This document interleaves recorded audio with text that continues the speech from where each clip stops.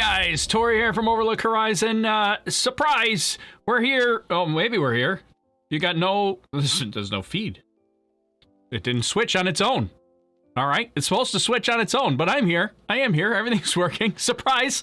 We're here. We're live, and this was not necessarily something that I had planned to do. I was not planning to do this live, but we're here, and we're going to do it anyways. This is kind of exciting.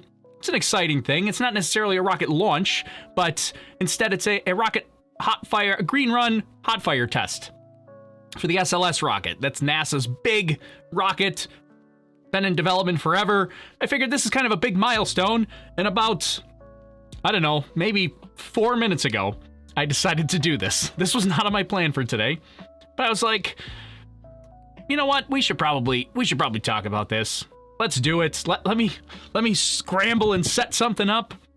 And I did. I pulled it together. Even like 3 minutes ago, I was like, I don't know if I can put this together fast enough to be able to have some sort of actual show go on. So I don't know, but I'm glad you're here. It's going to be a train wreck. Hopefully not, but we're here. We've got everybody's, they're up and running already, which is what we got here. Up and running. This is one thing that particularly bothers me sometimes, but they're not showing the rocket yet. Which I mean, they've showed it a couple times, but they're gonna show the rocket a little more. But we will hopefully get some more views of that, and I'll switch back and forth. But we're about 13 minutes away. Our events list there's not really much here. They're gonna turn the engines on, they're gonna turn the engines off. That's it. This is over. It's about 8 minutes. 8-minute green run hot fire test. Green run essentially means that it's the first time any of these components are being used and seen. A hot fire test it's kind of like a static fire test basically. It's not going anywhere, staying on the test stand. But we'll get to see 4 of these RS-25 engines. That's the old space shuttle engines. See those fire up and actually operate on the core stage of SLS. So the core stage is basically the center there without the side boosters, the solid rocket boosters on the side. Now you can tell that I just set this up in a hurry, right? My mind is scrambling around, but hey, there we go. We've got a view of the rocket. We can turn them up a little bit. They are talking, but I'm going to talk over them because I like to hear myself talk instead of them. But here's mission. You can kind of see mission control. You get rid of the events list. You get a view of the test control center there. Now we're starting to get some views. You can see the RS-25 engines. Same engines pretty much that were for the space shuttle era. So remember, space shuttle had 3 of these main engines on the back of it. SLS's core stage will have 4 on the bottom of the core stage. And then obviously we have the solid rocket boosters on the side as well. But this is where we're at here. The test is expected very soon, only in about 12 minutes from now. If we throw the events list back up there, 11 minutes and 41 seconds from now, that's when the test is expected. So it's coming up soon. They actually pushed it to the left. In rocket speak, pushing to the left means that they moved it up. It's happening sooner than they were expecting it to happen. So if you push something to the right, that's usually like it's postponed, it's delayed. If you push it to the left, that means it's happening sooner. They don't usually do that. They don't do that with rockets very often. They don't do it with tests very often, but they did do it today, apparently. And so kind of surprised a lot of people, caught a lot of people off guard. So here we are. Let's see. Let me turn this up a little bit. We can listen into them. And while we do that, I'm going to try to take a look at a couple of comments here. I did see we got some super chats in already. Appreciate that. Photographer Luke, thanks very much for the super sticker. He's throwing the hype up. Thanks, photographer Luke. And Cristiano, fantastic intro. Congrats, Tori, Overlook Horizon. Thanks very much, Cristiano. Yeah, that's a new intro that we debuted on the last live stream.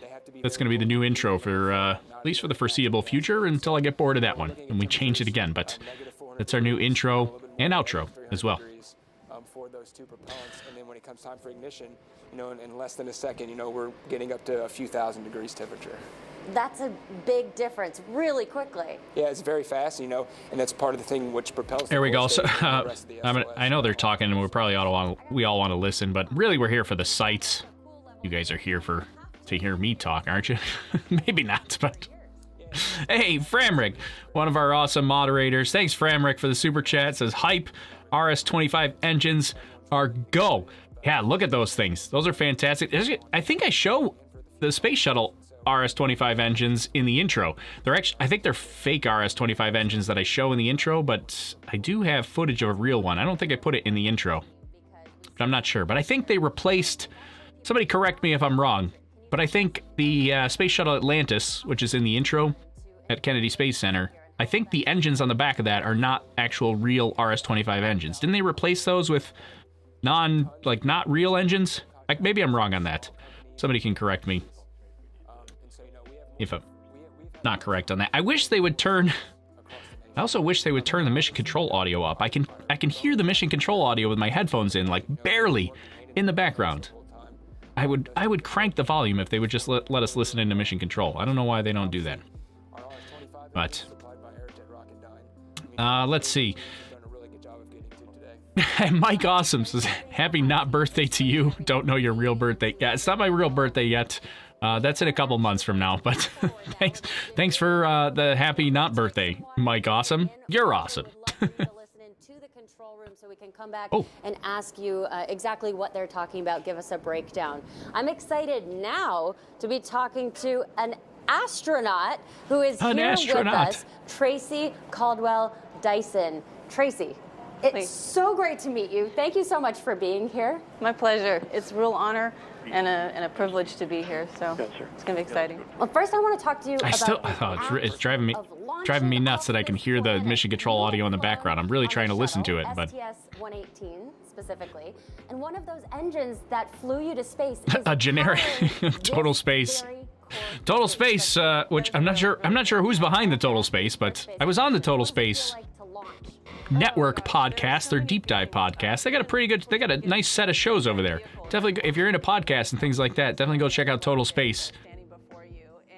But Total Space said it's a generic astronaut. I'm here with a real astronaut. It seemed like they had air quotes around it. I mean, she is a real astronaut. I'm not trying to insult her by any means, but it was weird the way they said that a little bit.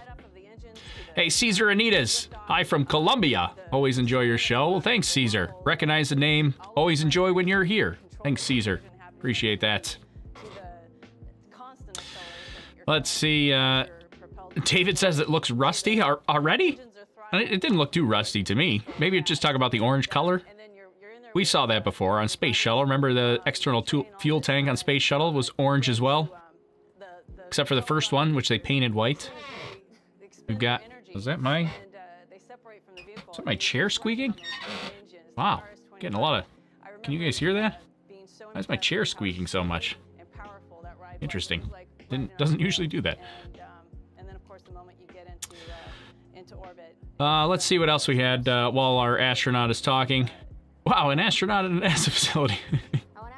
It was strange the way they said that, wasn't it?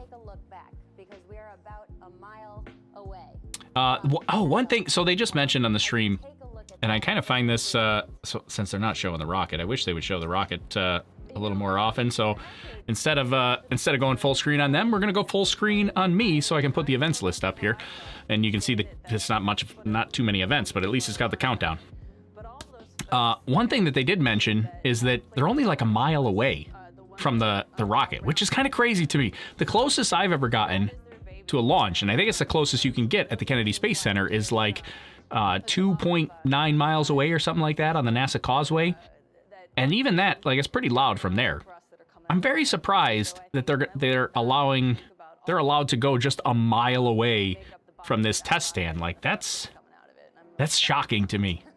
I'm hoping they have good microphones for this, because that'll be pretty nice to hear, just to hear that sound, that roar. That'll be cool. Your chair sounded like a door in an old horror movie. I know, it sounded really weird, didn't it? I don't know. It could have been... My chair's not squeaking now. I have like one of those swivel chairs. So I'm like, ugh. But maybe it might have been the floor above me was creaking, because that would be really weird. for my chair to creak. It's metal. I don't know why it would creak. Anyways. Let's see. Maybe they're close. Since there's no SRBs. I thought that was supposed to be scrubs. Yeah, maybe they're close because there's no SRBs. Maybe, but they still keep you pretty far away from like the Falcon 9, which doesn't have any SRBs. But here we go. Now they're showing the facility there, so you can see the core stage on the left there sticking up, which is kind of nice. Let's see. Hey, Joe Gregory, thanks for the 500 Facebook stars. Appreciate that, Joe.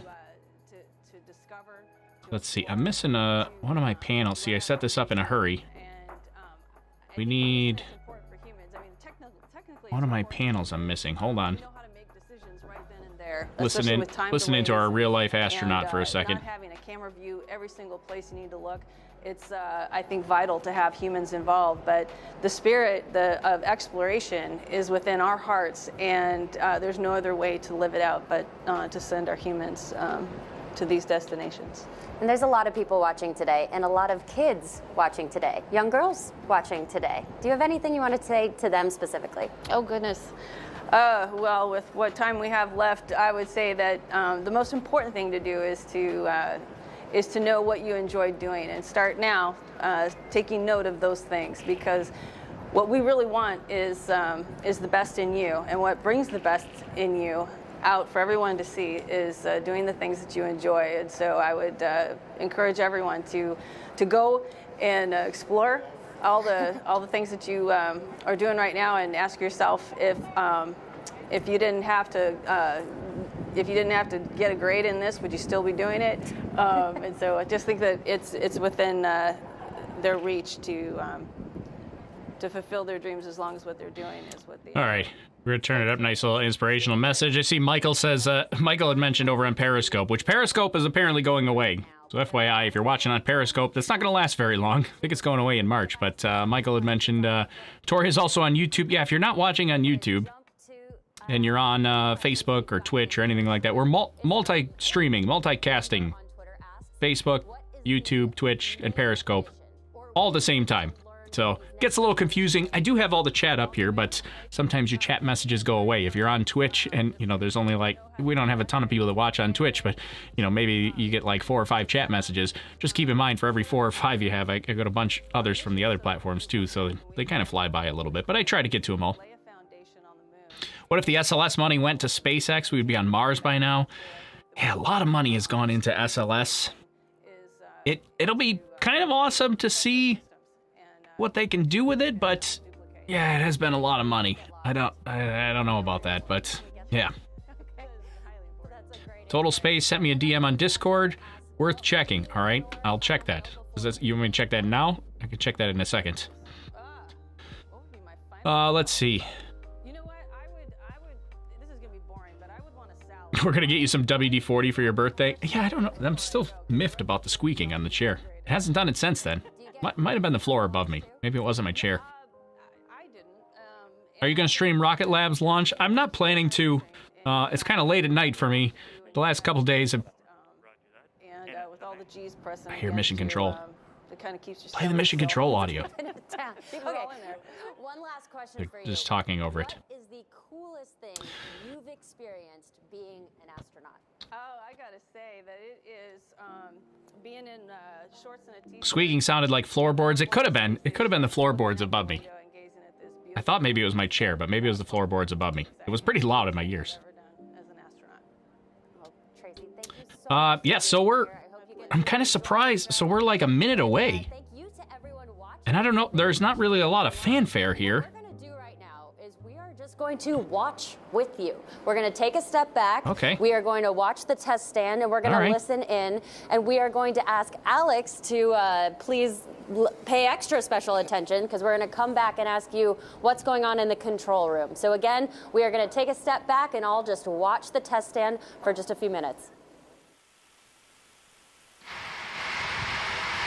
Here we go. Here we go. Now we're getting sound.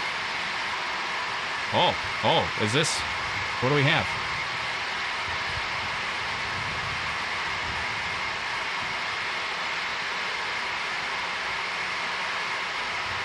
Should be coming up. Might be loud.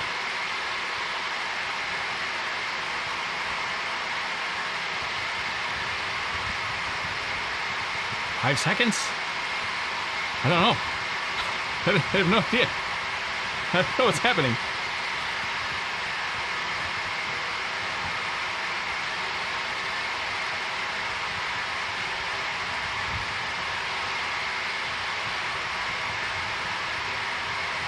Give me a go, no go in chat. Maybe they're waiting on you. You guys aren't go yet.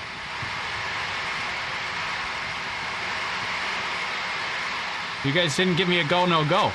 They're waiting on you guys. That's the problem. Waiting on you. I'm go.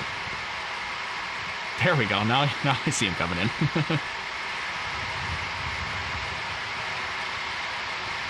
Go. Now.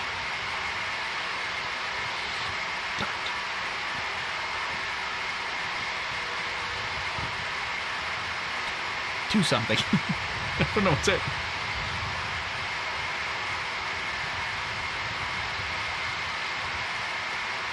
Maybe?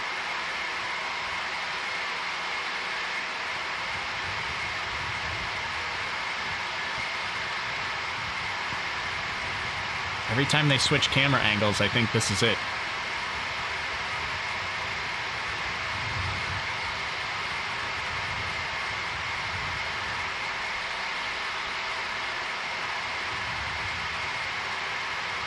Nice little drone view. I like that. I hear nothing. Okay, well, I'm going to turn that down just a touch so I can at least talk over the static. Iliascu on Twitch says that there's a delay. Do you have a source for that, Iliascu? Iliascu on Twitch says... Oh, no, he says there's a delay. That's unconfirmed, but if you got a source, I'll certainly... Listen, he said that he thought he heard them say they were working on some issues? Maybe. When the guy was talking. Okay. They had a countdown and nothing happened. Well, that was my countdown. And a reminder, we are in a dynamic situation. The teams are in a hold right now. We are still well within our window for today's test. The teams are working towards getting an updated test time for today. So we have Alex with us. And Alex, we were listening into a little bit of the control room audio. What does it mean that we're in a hold, and what were you hearing from the control room? Right, so right now we're still in a stable replenish, and basically what that means is we're still getting fuel into the tanks from the facility, and the replenish cycle is kind of meant to maintain topping off the tanks to their full capacity as some of that liquid does turn back to gas, and we've been off that gas. So we are in a stable replenish phase. Obviously, some of our engineers in the test control center are seeing some data that they don't like or might be not exactly normal from what they usually see. So those teams are off now, kind of having sidebar conversations with each other to kind of determine what we need to do to go forward. So I want to go back, because all this might be obvious to you, but we're trying to figure out where we are in this whole process. We thought, we might just come here and see the engines light up, but that's not what happens. So what happened up until this point, and what are we waiting on now? Right, so like we said, we powered on the vehicle, right, over the last few days. We've repaired all the systems, we've tested all the systems, and then this morning we started tanking, by filling both our liquid hydrogen and our liquid oxygen tanks with propellant. And so that's really been the long process today. Obviously we have to chill down our main propulsion system, so all of our mechanical parts have to be chilled down to a certain temperature before we do hot fire as well. So, right now they're obviously working through some issues in that process, and as we learn more, as they learn more, we'll learn more. And so whenever we do hear audio, we'll be able to give a better update. So why don't you tell us a little bit about that process? We're talking about chilling down. All right. So, well, at this point, they're going to chat it up some more. I wish they'd just go back to the drone view. We'll chat it up and wait for them. If somebody hears any updates, you make sure to let me know in the chat. So it looks like we got a hold, which is, it's not completely unusual if you think about it. It's because it's the first time they're really firing this whole thing up. So there's bound to be issues. Issues are not really a problem, part of the testing process. You'd rather have a hold than a big... We don't want that. That would be bad. That would set the program back longer than it's already been set back at this point. So yeah, we do not want that. Let's see. Andy Arvai says, do you think that SLS and Starship will work in conjunction with each other when going to the moon? This is a good question. I think that Starship is developing way more rapidly. And because it's a private company, they can take a lot more risks with their stuff. They don't have to answer to taxpayers or to congressmen or things like that. And so they can take a lot more risk with their testing and really push the envelope with Starship. I think that sort of development model is going to win in the end. Now, it's not a competition between SpaceX and NASA, but I just think that the riskier method there is going to end up providing more advancements. And so what I'm trying to say is, I think in the end, Starship is going to end up being a vehicle that is so much less expensive than SLS is to operate and to run, that the SLS program might fly a couple of times, and then I think it's going to get replaced by Starship. Or something similar to that. Maybe the one thing that I could potentially see, and this is where I was like, good question, is maybe I could see SLS flying astronauts to the moon and then Starship being used as a lander, or maybe even one of these other landers like Blue Origin's lander or Dynetics or any of these other companies that are working towards a lander. Maybe they could be used, and maybe just SLS and the Orion capsule are ferrying passengers from Earth to lunar orbit. I could see that. I could see that being potentially useful since they've developed it all. But so yeah, I guess my answer is yes and no to your question there, Andy. Like, yes, I think they probably could work together in the long run with like lunar landings and stuff like that. But the no part is, I think eventually Starship has a good possibility of completely replacing the SLS program. I might be coming back to you in a minute, in 10 minutes, but we are really excited to have you here explaining everything to us. And a reminder to everyone at home, this is a live test. We are still listening in for the control room teams as they review the data of the test up to this point. They are having a conversation right now about the appropriate steps to move forward. So Alex, we've had a little bit of a talk about those discussions. Again, we're going to be coming back and forth to you. And again, a note to our viewers, we're going to be hearing calls from the test conductor at regular intervals over the next 10 minutes or possibly more. When we hear those call outs, what we're going to do is we're going to pause and listen in. I might turn to Alex and have you explain them to us again. For right now, what we're going to do is pause and listen for some of those so we can try to catch up with the rest of you and everyone in the control room, find out what's going on, and just take a step back and look at the beautiful SLS on the test stand now. All right, well, they're going to show it to us, so that's good. That's kind of what I wanted in the first place anyway, so.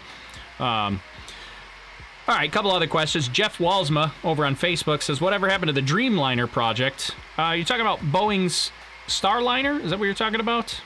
Or are you talking about the Dream Chaser? Isn't that Sierra Nevada's vehicle? So Sierra Nevada didn't win any crew contracts, so they're being used for cargo only. That's the Dream Chaser, like the mini space shuttle. The Starliner, which is Boeing's, is a capsule that is going to launch crew. It's still in development. They had a little bit of a whoopsie last time around on their orbital flight test where it didn't go so well. So they're going to redo that.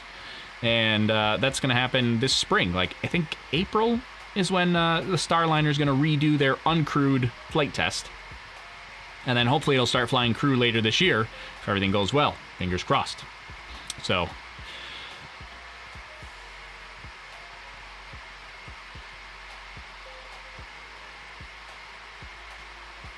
see, Framrick said, yeah, $2 billion per launch. Everything's expendable. Difficult area.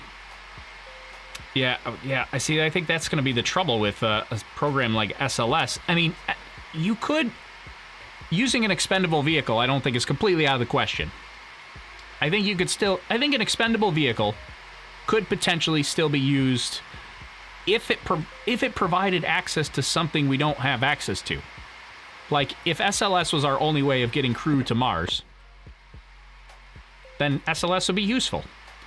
Problem is if Starship does exactly what it does and it's completely reusable, and all of a sudden you're like, well, why are we going to use the expendable version when we have the reusable version? That's going to be a tough question. But right now, Starship can't do that. They're still developing it. There's always the chance that Starship could be like, yeah, you know what, we tried. We worked real hard. It was pretty cool, but we're going to cancel the program. That could happen. I'm not saying it's going to. I don't think it will, but it could happen. So it's just a possibility.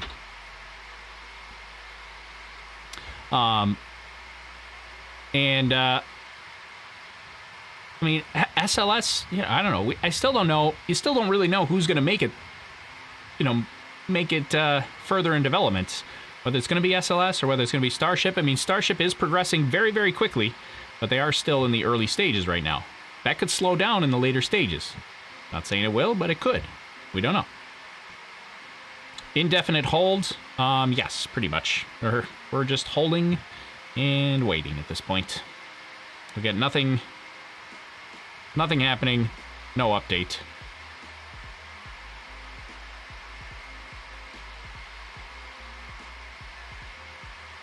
They could use SLS to launch more starships full of fuel into orbit. See, I don't even think they would do that, though, because if you're going to launch a Starship tanker, you would use the Super Heavy booster, which is fully reusable. Why expend a booster, for Starship, for SLS to launch a Starship? I mean, Super Heavy's booster is more than capable of launching a Starship that could be used as a tanker and is reusable. Way less expensive. Of course, it's all still theory yet. We haven't seen any Starship get to orbit, but they're moving pretty quickly. Tell us about SN9. SN... Kind of keep it down in the control room, please. We are coming up on another event here in the terminal countdown timeline, coming up on about T-minus 40 minutes or in about 2 minutes. Did you just say T-minus 40 minutes? Is that what he said? That's what it sounded like to me.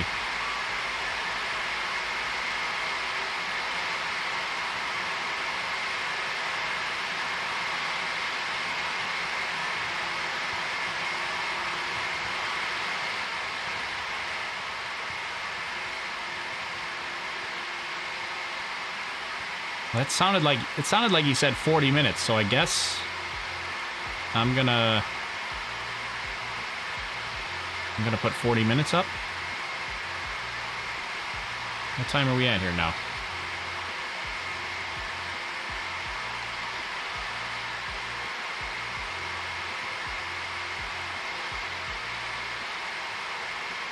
Well, I'll get it ready. I'll hold the count, but we'll get it ready. We'll see. All right, we'll turn that down a little bit. Jaws Matt over on Twitch. Saw your name and Space Lobster's name on the engraving last night. Didn't see mine, but I'll wait for an email with a picture. Yeah, so Jaws Matt is talking about my friend TJ Cooney, who runs the YouTube channel I Need More Space. Pretty awesome channel. Got to go check it out. He is flying a little engraved plate with a whole bunch of people's names on it. I forget how many he said, but there's a lot of names on there.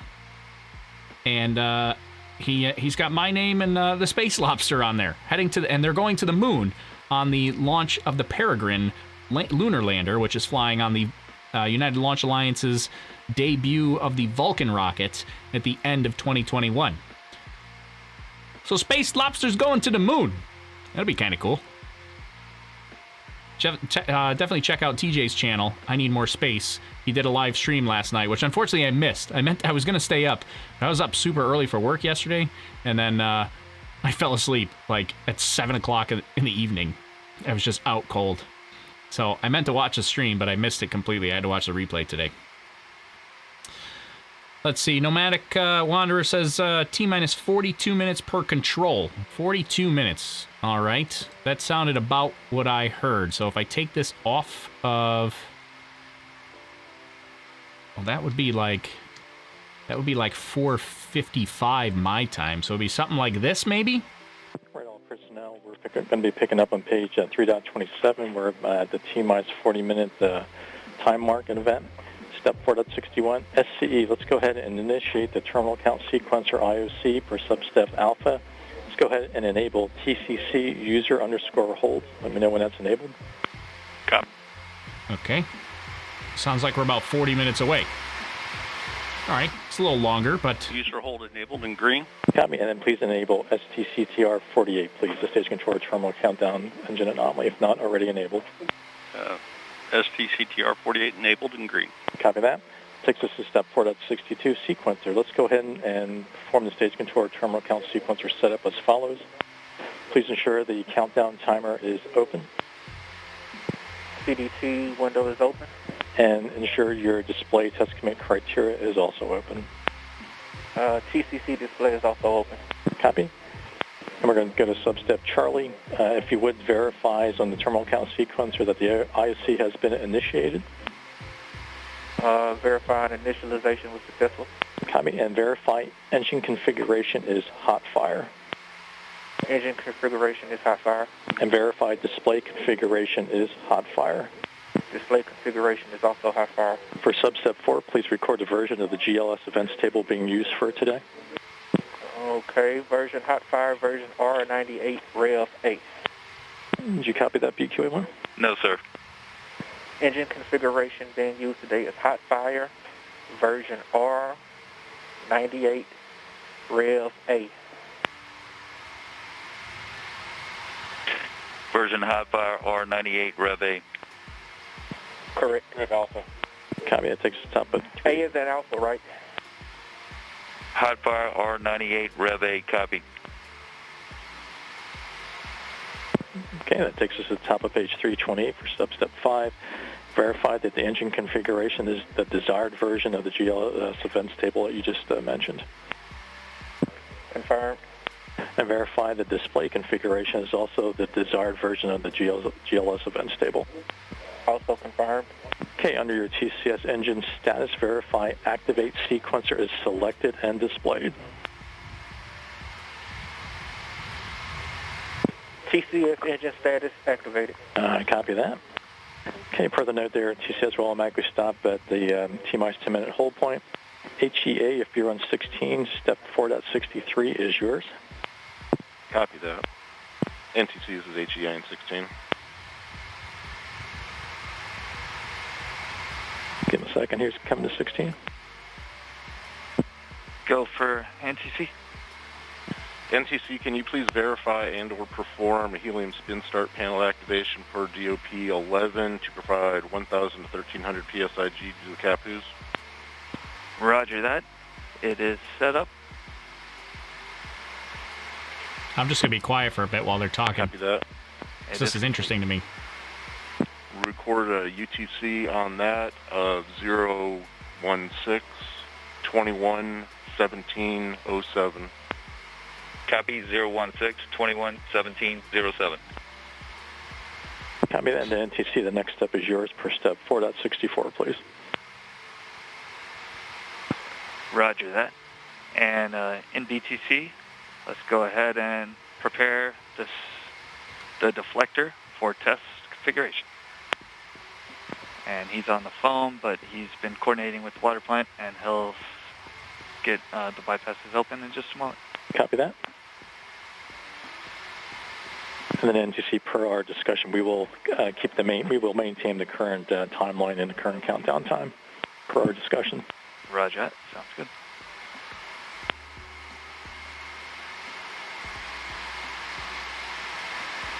All right. Well, is that seems like they might be good. All right. So I can start talking here now. A couple updates. Anita, one of our awesome moderators, gave me the update on TJ's I Need More Moon project. He says there's 5,001 names on the little disc. I knew there were a lot. I knew it was thousands, but I couldn't remember exactly how many. But yeah, 5,001 names. They're all laser engraved on a disc that's heading to the moon. Pretty awesome. Too late to get on there, but I think he might still be taking names that are going on an SD card. So he's also sending an SD card to space, or to the moon. And I think you can still sign up for that. I'm not 100% sure if that's completely filled yet, but you might still be able to sign up for that and go on an SD card. Be kind of cool. Let's see. Can you tell us about SN9 while we wait? So SN9, the next Starship from SpaceX, is having 2 engines replaced. Likely means there's a little bit of a delay. We were thinking that it was going to go Monday, but now kind of unknown. We're waiting for the next. They're likely going to do another static fire before we actually see flight. So really, we got to wait for the next static fire, and then we'll have a better idea on when it will fly. So maybe static fire this week sometime. That would be kind of nice, but also keep in mind the last time on SN8 when they replaced an engine, it took them like 20 days between replacing the engine and flying, so could be a significant delay, but we don't really know. There's still TFRs out there for, I think, Tuesday, Wednesday, Thursday this week for flight. So SN9's replacing 2 engines that were slightly damaged. Nothing big from the sounds of it, but gotta wait for that static fire to get an update on time there. So let's see. Thank you so much. You make my day with your space facts. I'm subscribed. Would join, but well, that's all right. National Outreach, appreciate it. Thanks for hanging with us. I'm glad you enjoy it. Total Space says we're offering even more names hitching a ride with space bit on our SD card for Overlook Horizon subscribers. So that sounds kind of awesome. I need to know more about this, Total Space. Shoot me a message in Discord or something. I should take a look at, or maybe is that the DM you sent me? I haven't looked at that yet. Oh, yeah, it is the DM you sent me. I got it right here. Send me a DM. Let me read this real quick. From the control room over the past few minutes. I heard hot fire a lot. I heard. Oh, that's kind of cool. Yeah, so it sounds like Total Space has something arranged where subscribers here would have a chance to get their names sent to the moon. I'm gonna find out more information, and I will definitely share this. But it sounds pretty awesome. Thanks for doing that, Total Space. I will. We're definitely gonna have to look into that. Can you tell me something about yourself? Like, who are you? Well, who are you? So that's what I always say when people ask who I am. I'm a software engineer. I just like space, and Overlook Horizon's a nonprofit. So none of this stuff comes to me personally. I'm a volunteer here, and I just love doing this and have fun, and love talking about space. TFRs and road closures are Monday, Tuesday, Wednesday. Likely static fire Monday, go on Wednesday. I thought I saw this, so we're going back to the SN9 conversation. But if I recall, I thought that I saw that the Monday NOTAM was not a full altitude NOTAM for flight. Maybe I'm wrong, but I'm looking that up here right now. What is it? What is the Houston ARTCC ZHU? ZHU. That's what it is. Hold on, we're gonna look this up. And let's see, we need Brownsville. So Monday is what, the 18th? Yeah, so Monday's TFR, which is kind of interesting because I don't exactly understand what this is for. So to give you an idea, while these guys are talking, let's go back. You can see, look at me. Look right here into my eyes. So there's usually 2 TFRs or NOTAMs that are in the area of Boca Chica for Starship. Usually there's like a long duration one which goes up to like 1,800 feet in altitude, and that's just always in place so that you don't fly like drones over the top of their facility, or you don't fly an airplane 500 feet above their facility. There's a TFR constantly over the top of their facility there, so you can't get too low. Usually ends at 1,800 feet, so you can fly 1,800 feet over the top of it, but not any lower. Then when they do flight, usually they have what's called a surface to unlimited TFR, which basically means you can't fly anywhere in there, from the ground up to what's called unlimited, which is usually like 60,000 feet, which is where we stop managing airspace, which is basically saying that from the ground all the way up, don't fly here. That's usually what they have for the flight, and they have that for Tuesday and Wednesday. Monday's TFR is a little interesting because Monday's TFR is from surface to 7,200 feet. And I've not seen that yet.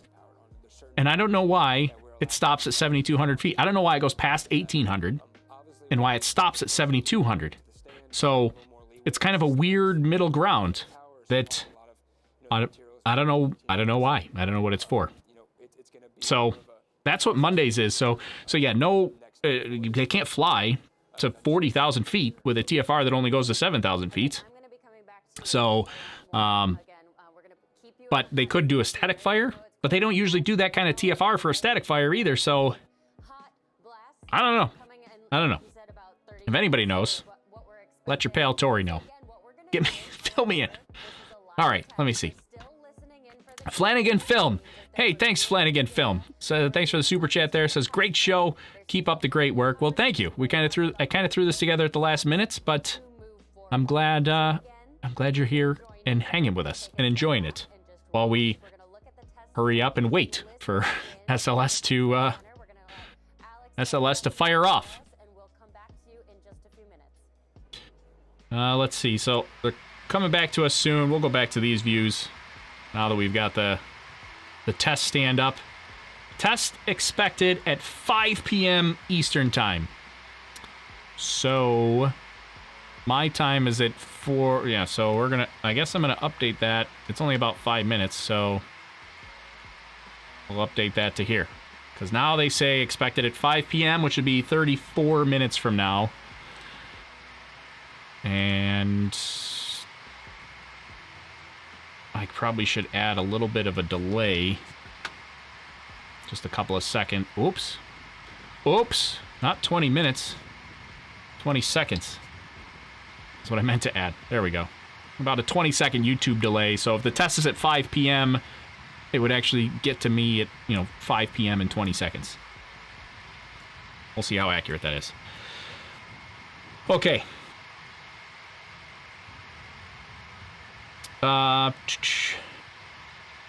Russian Rooster giving me the metric conversion. So the 7,200 feet is 2.195 kilometers. Thanks for the metric conversion there, Russian Rooster. Nomadic Wanderers, the way I currently hear it is at least 2 static fires on Monday. Sounds very plausible. Hope to fly on Wednesday. I can see that seems like an ambitious timeline, but I can't dispute that. That seems very plausible. So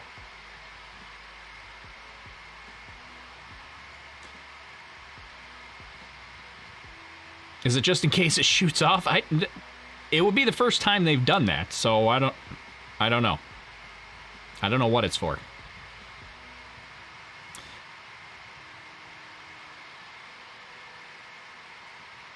Isn't the TFR at 4,700 feet? No, I just looked it up. It's 7,200 feet. Here, because you guys don't believe me. let me pull it up and I'll show you while we're waiting on this to happen. We'll throw this over here, get rid of the events list. Let's zoom it in so you can actually kind of read what's happening here.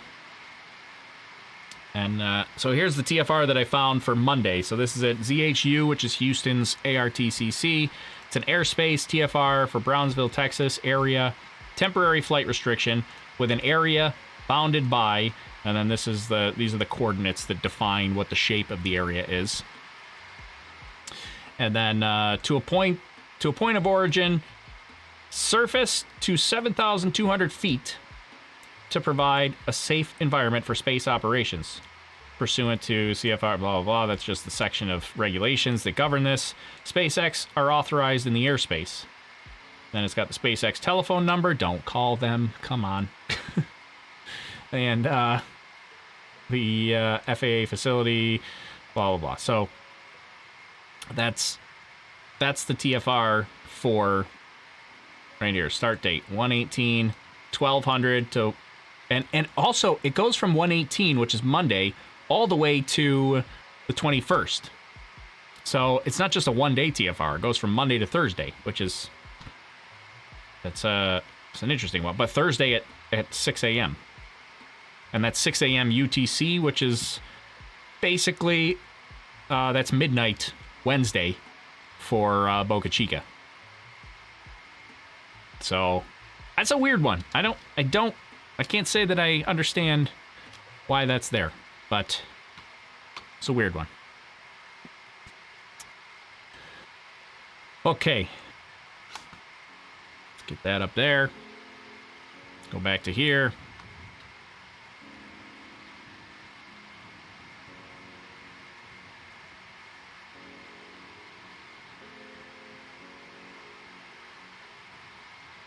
Will the TFR be for an explosion zone? Again, like, if this is what they normally did for static fires, maybe I would be like, yeah, okay, well, that's what they always do for static fires, is they have this TFR that goes to 7,200 feet. They've done a ton of static fires without this TFR. So, I don't know why just this time around they have this TFR. So, maybe? I don't know. Hey, George Velasquez. Hope I'm saying that right. Became a member, joined the ground control tier. Thanks for your support there. Thanks very much. So when are you going to stream another game on here? I enjoyed your last Red Dead 2 stream. That's from Jaws Matt. Jaws Matt, I got some good news for you. I'm going to do it right after this one. So as soon as we're done here, I'm actually going to stream on my personal Twitch channel for a little while, which is kind of... I was setting that up for later today, and that's kind of why I was able to do this live stream. I wasn't expecting to be able to do this one, but I started setting up to do some gaming over on my personal Twitch channel later today, and so I'm going to do that later. So it'll be today. Let's see.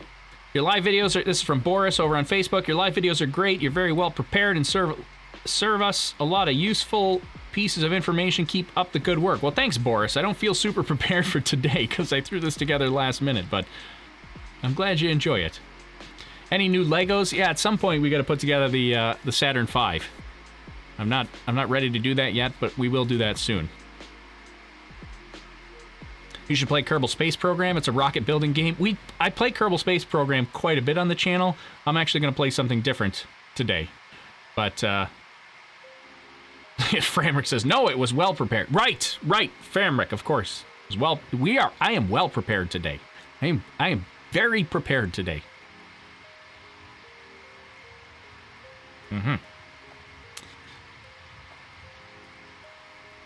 Let's see. A couple of people showing up that are just new to it here. Very confused about what's happening. So we're waiting on a static fire test, hot fire test, green run hot fire test. Basically, first time these components have been fired and run.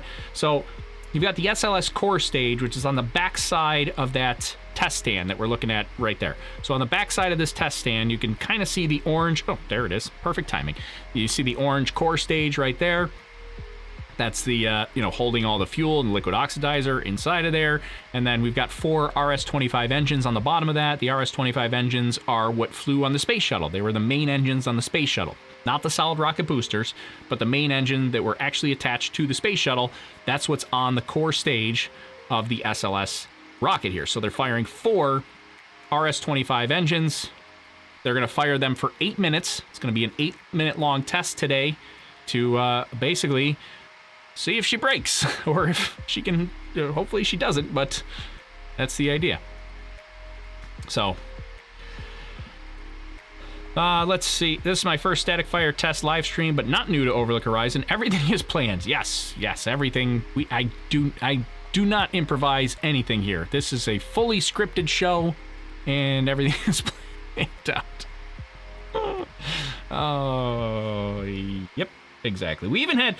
We missed Jim Bridenstine today. While I was setting up and getting ready to go, Jim Bridenstine was on earlier talking about how they were going to launch American astronauts on the SLS rocket. American astronauts on American rockets from American soil. I was waiting for him to say that. He said almost exactly that. It seemed like he was almost hit the button in his brain that said like, oh, I gotta say American astronauts on American rockets from American soil. But he didn't say it. He just said like American astronauts, and then he kind of caught himself.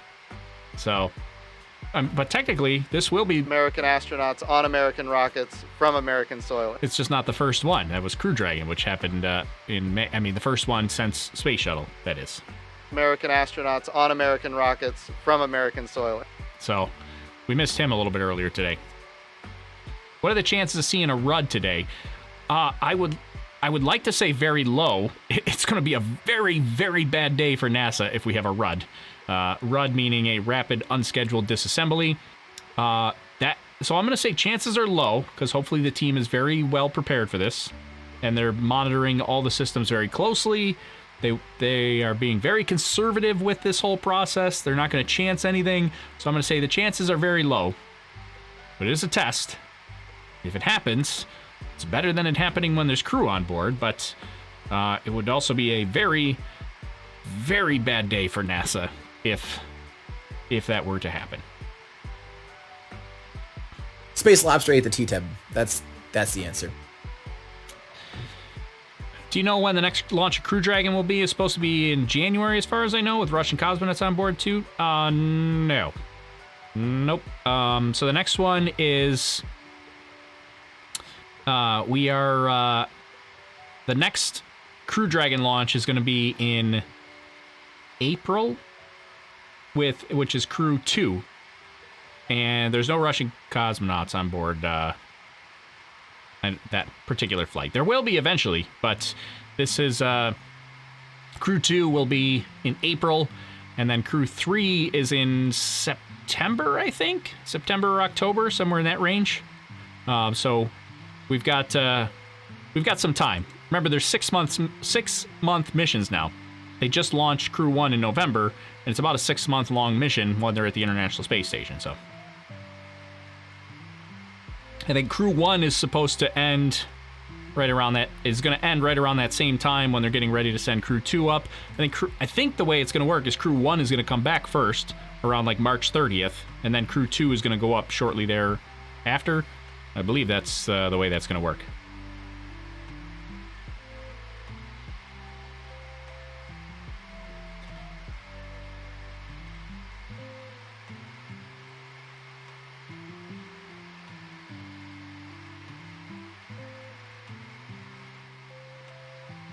This will not launch in flight. Yeah, for anybody asking that if it's going to launch, it's not launching. It's a static fire test, so it's bolted down. It's not going anywhere. They're just firing the engines. And it's important to fire the engines because, remember, we've got... It's one thing to fire the engine all by itself, but, you know, once you get a long duration tests put a lot more stress on the engine, shaking things around, shaking all the parts up and everything else. So that's a much bigger deal to do a long duration test. Now they're attaching it to the, they can test the rocket engine just by itself, and then they can also do, what this is doing is actually connecting it to the core stage to kind of integrate all the systems. Oh, they changed this. Now it says test expected within an hour. Did something change? It did say test expected at 5 p.m., but now it says within an hour. You're cutting into my gaming, my gaming, NASA. I wanted to do some gaming today. I want to see Big Rocket go, not boom. Oh, I should clarify, not boom, like that was the rocket's rump. I tried. Okay. Mission control. We hear nothing.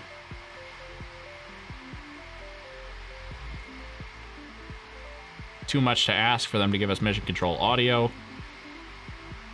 Come on.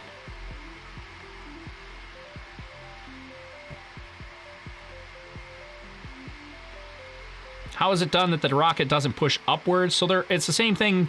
So when they launch a rocket in general, they have hold down clamps that hold it to the pad. They're super strong hold down clamps. Have you ever seen like the space shuttle hold down clamps? Or the Apollo hold-down clamps? Like, they're huge. They're enormous. And just about every rocket ignites the engines first, runs them up to speed, and then lets go of the hold-down clamps. So all rockets, pretty much, they don't launch right at engine ignition. There's always a run-up period, a throttle-up period, where the engine is coming up to speed. So they ignite the engines, let them come up, make sure they're running, and then let the rocket go. So for a space shuttle, that happened at like 6 seconds. For Falcon 9, that happens around like 2 to 3 seconds. We saw Blue Origin the other day, their New Shepard rocket. Their run-up period is about 7 seconds. So pretty much every rocket starts the engines, checks them over, and then lets the rocket go. The big exception is usually solid rocket boosters. Generally, solid rocket boosters ignite because you can't shut those off. So once the solid rocket boosters ignite, you're going. So the space shuttle Solid rocket boosters ignited right at 0, and away they went. There's no run-up period for those.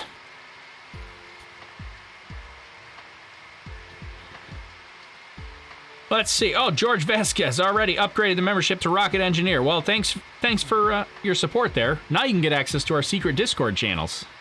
Now that you're up to the Tier 2. Tier 2 and above gets access to our secret Discord channels. And even if you're not Tier 2 and above, you don't have to be any tier. You can get access to the regular Discord. It's free. You can join, hang out with us, chat space, all that kind of stuff. There's no cost to do any of that, so consider joining our Discord.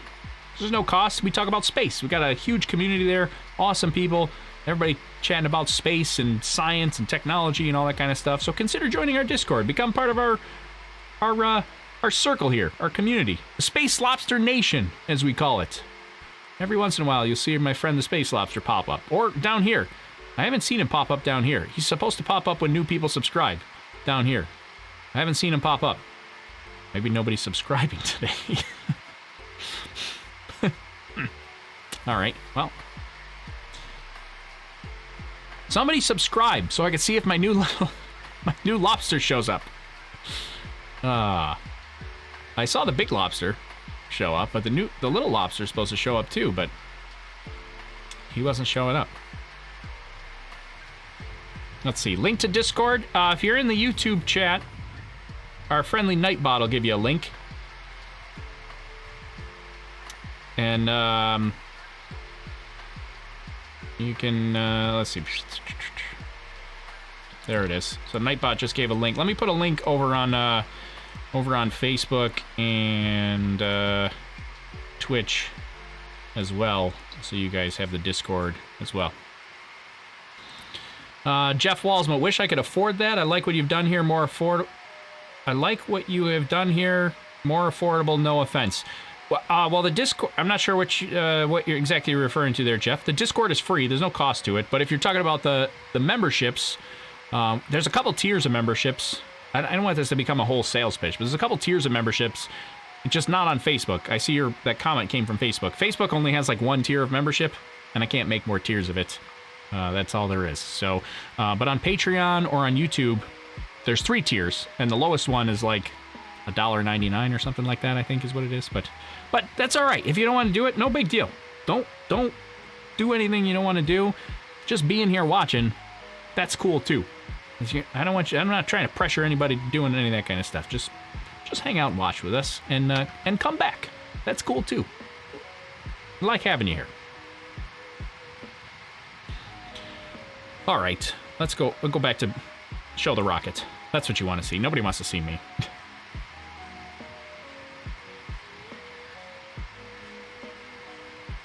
How much time to ignition? I don't know. It was supposed to be 17 minutes, but then they threw up this blue banner here that said test expected within an hour. And that has me a little worried that maybe there's another delay. I don't know. So. Is there a difference to you whether we do YouTube or Patreon? At the end of the day, like, you do whatever's comfortable with you. If you really want to know what the difference is, I don't know. I don't like to get into that because it sounds like that I'm just asking for money, which I don't like to do. But I'll say it, and then you guys can share the wealth. But Patreon takes less of a cut than YouTube does. But if YouTube is more convenient for you, I mean, that's the thing. You do whatever's more convenient. And then if that means nothing, that's cool too. Don't let me pressure you into it. Okay. New delay, check Discord. Zach, where is my Discord? I closed it, or I didn't close it, but I minimized it. Let's see.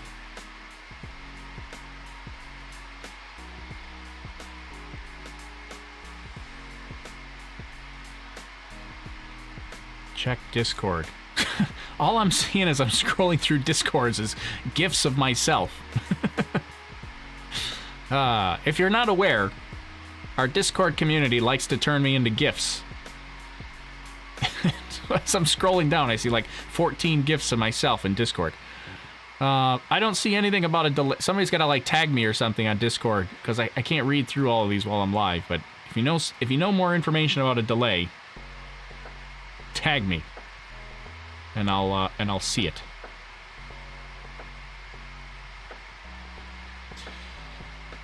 Oh, there it is. Zach tagged me somewhere. There it is. Thank you. Oh, Jim Bridenstine tweeted, update on NASA SLS hot fire. Teams are evaluating pressurization data before they're ready to proceed. The test is expected within an hour. So, sounds like we don't have a time. And we're possibly delayed again, according to Jim Bridenstine. American astronauts on American rockets from American soil. So, there we go. I saw somebody said the lobster's on. I saw the big lobster up there when, who was that? Nora.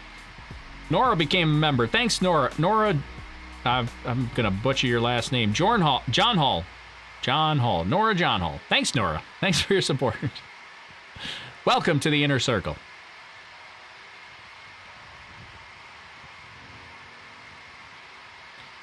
Let's get a couple other comments. What did we have?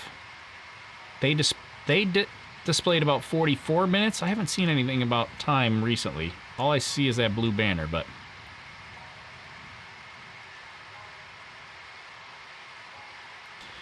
Where did you get the keyboard phone charger? Can you put the... I don't have a keyboard phone charger. I have a phone charger next to my keyboard. It's like a UTech wireless phone charger. Just got it on Amazon. Have you seen the Space Lobster print on TJ's stream? I did. I watched TJ's replay today. That's TJ Cooney from I Need More Space. Has an awesome YouTube channel. Yeah, I watched the replay today, and I did see. I saw the Space Lobster up there. Heard he mentioned me a couple times. I appreciate that. But yeah, I did see that. There's my buddy GL. So just to abbreviate her name. I can't pronounce GL's name, so we just call him GL. He's also a member. Gilles Lachance. Every single one of my French hockey friends sent me a message after the live stream when you became a member, GL. And said, what's the matter with you? Why can't you pronounce this?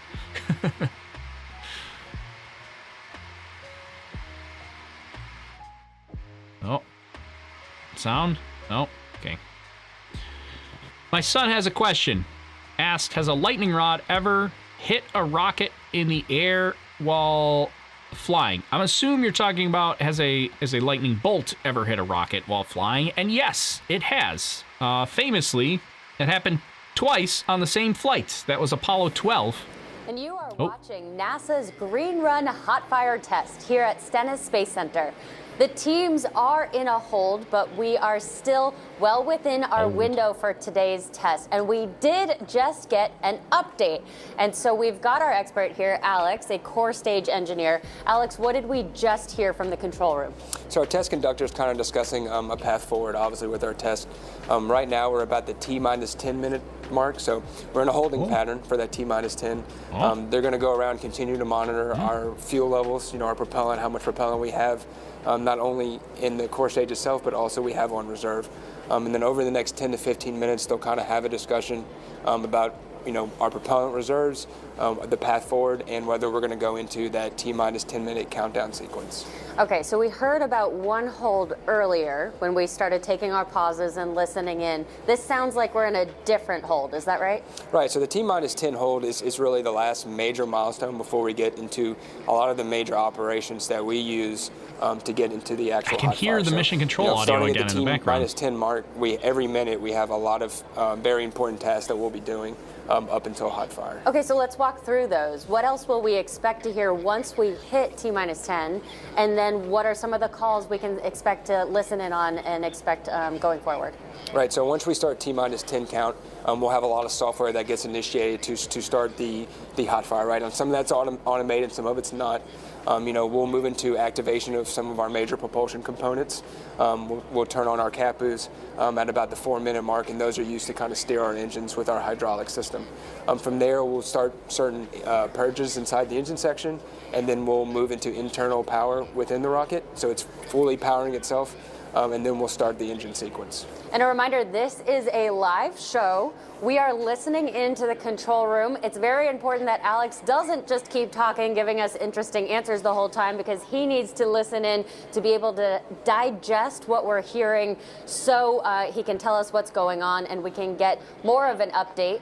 So we're going to do that now. We're going to take another pause. We're going to sit back with you just like you are at home, and we're going to watch the test stand. We're going to have Alex listen into the control room so we can come back and find out when we can watch the SLS core stage hot fire test. We'll be right back. See, now this is what frustrates me about NASA streams. How come Alex gets to listen to the mission control audio, but we can't? Why? Let us listen to it. I want to hear the mission control audio. They're letting Alex interpret it for us, which is cool. That's great. I can interpret. Let me listen. Oh, all right. Rant over. I'm just annoyed that they won't play the mission control audio for us, so we get some sort of idea of what's happening. But, all right, so we're within what's called the apparently they have a 10-minute hold, a planned potential hold spot. Doesn't necessarily mean they would always hold there. Maybe they do. Maybe it's something like United Launch Alliance always holds at T-minus 4 minutes. This could be a planned hold. This could just be a hold opportunity, which is right at 10 minutes, so we're not sure. But anyways, let me go back to, who was that asked about lightning? I can't remember who that was. Chippida. Chippida's son asked about lightning. Yeah, so Apollo 12 actually made a video about this. There was if you look up the Apollo 12 on my channel, there's a video about rocket-induced lightning. Essentially, there was no lightning happening that day. So it wasn't like they were like, wow, we're in the middle of a lightning storm, let's send it. That's not what happened.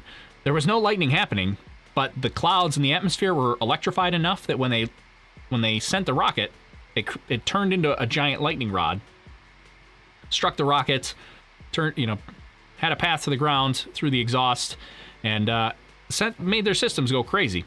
Twice on the same flight, just a few seconds apart. So yes, that has happened, and it's one of the reasons why we now have a lot of rules on launching rockets that say don't launch through electrified fields or through thick cumulus clouds, because both of those can create lightning or induce lightning when a rocket passes through it. So even if it's not active lightning happening right then. So yes, good question. It has happened. Not recently, though. We kind of learned our lesson. Hopefully. Hey, Wes Quist sent over a super chat. Thanks, Wes. Appreciate your support there. Let's see what else we've got.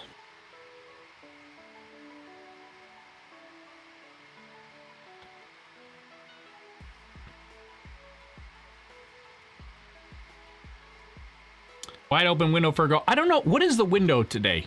Does anybody know what the window is? I don't know what the actual test fire window is today. A couple people asking what my Twitch link is. So you can find it. Overlook Horizon has a Twitch page, and then I think I have it like linked to the Overlook Horizon Twitch page. But if you're just looking for my personal page, it's Carissimo Media right here. Here's Carissimo Media. Just look for Carissimo Media. You'll find it on Twitch. That's where I'll be at after this, if it ends sometime soon. Might have to have dinner and then do it, depending on what the timing is, but... What's the fog-looking stuff coming from the system? So I think it's actually mist from the water suppression system. So there's a water suppression system there to tamp down on the vibrations caused by the rocket so that they don't destroy the test stand or the rocket components themselves. So there's a water suppression system. You can kind of see it right up in here. If you look right here, you can kind of see the water flowing in there. That's actually, I believe that's what we hear too. Is the water flowing in that water suppression system. So this is all just mist right now is actually what it is. Not smoke, just mist. They use a ton of water. And then when the rocket actually fires, you'll see steam. Lots and lots of steam. so that the majority of the smoke cloud that we'll see is going to be steam today from the water suppression system. There's some rocket exhaust as well, but majority of that is steam there. Is a window relevant if it isn't launching? Potentially. I mean, they would still have a window for a test.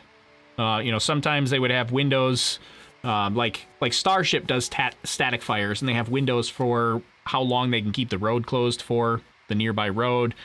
They can have windows that they might have. I didn't even check, but they could have like airspace restrictions overhead that expire at a certain time. So that's where a window even for a test could expire. There could also be a window for how much boil off they have from the fuel. Because remember, this is using super, super cold densified liquid oxygen. Whoa. Hello. Zoom in. Super cold liquid oxygen, and that's going to boil off and vent off, which is what we're seeing right up here at the top of the rocket, some venting. And there could be a window there where if they wait too long, that they can't go. So I'm not exactly sure what the potential window would be here for today. I didn't even look it up, but Windows 2021. That's not wrong window. Wrong Windows. Let's see. Moonshiner was a software engineer until July 2nd when he retired. Worked on the Milstar satellites for 20 years. That's pretty awesome. Software engineer for satellites. That's cool. I don't do anything like that. I mean, I'm a software engineer, but not for satellites. That's pretty awesome, though. I'm pretty new. I'd like to ask what NASA will do with this rocket. Would they supply it to SpaceX, or would it go to the moon or even Mars? Yeah, so this is going to be a crew transportation vehicle to the moon and to Mars. Deep space missions, could potentially go to like asteroid rendezvous or things like that. So the Orion capsule is expected to fly on this. The Orion capsule is not really a lander. So if they're going to land on something like the moon, they're going to need a lander of some sort. So like going to the moon, right now their plan is to send the Orion capsule to the moon in lunar orbit. They would then meet up with a lander, whether that's a lunar version of the Starship or Blue Origin's lander or the Dynetics lander, or there's one other that I always keep forgetting about, but they'll meet up with a lander, leave the Orion capsule, land, come back to the Orion capsule, and then go back to Earth in that capsule. So why is it orange? Orange is the original color. It's the color of the insulation, so unaltered. It's insulation to protect to keep that liquid oxygen from boiling off too much. That's super cold liquid oxygen. So they have it insulated, which is one thing that we don't see on like a Falcon 9, which is why Falcon 9 has to pretty much load and go right away, and you don't have the ability to have these long holds like we're seeing today. Falcon 9, they have it planned out so that they launch at the exact time that their temperatures are. So when you have this insulation on here, it makes it heavier, but it also does give you better range on holes and things like that. So, but anyways, it's just the color of the insulation on the outside. We saw on the first space shuttle it was white, and it was because it was painted white. And then they decided, well, why are we painting it? That's just extra weight that we don't need, so we'll just keep it orange. Who cares if it's orange? So. All right. How many hours or minutes to the test? We don't know. The countdown is in a hold right now, so we're waiting for an update. Is the 8-minute full static run normal? I don't remember them doing full duration burns over the past several years. Yeah, so generally, like an 8-minute burn is generally meant to test like the full duration that it would fire to get to orbit. So this is, they're stacking this core stage and they're trying to test, like, will this thing run long enough to get to orbit? And that's pretty much that's why they're doing this 8-minute test run here. Is it the same model as the RS-25 as a space shuttle? Yeah, pretty much the same engine. I think it has minor upgrades to it. I don't remember exactly what they changed or what they upgraded to it, but for all intents and purposes, it's pretty much the same engine. And I think, I want to even say, I thought I saw somewhere that these actual engines are actually really old. Like the actual engines being used today are really old, or maybe one of them is. I saw that in a little thing somewhere. But I could be wrong on that. Don't quote me on that. Somebody tell me if I'm correct on that.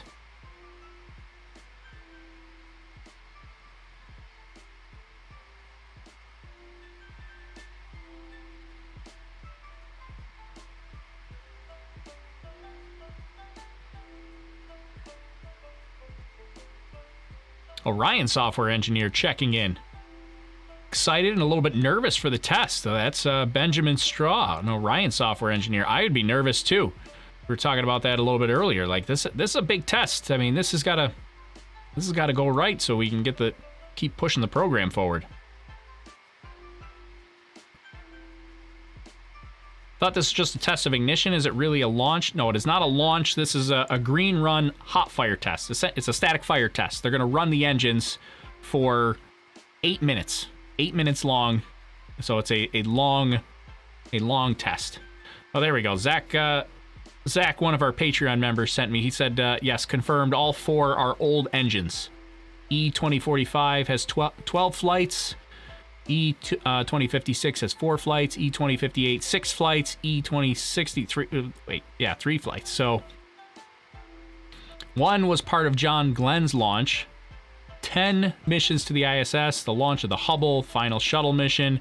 They have 16 old engines they're working with and working on 3D printing new engines. Right. So there you go. So these are all pretty old engines today. Remember, they're space shuttle engines, so they did come back with the space shuttle.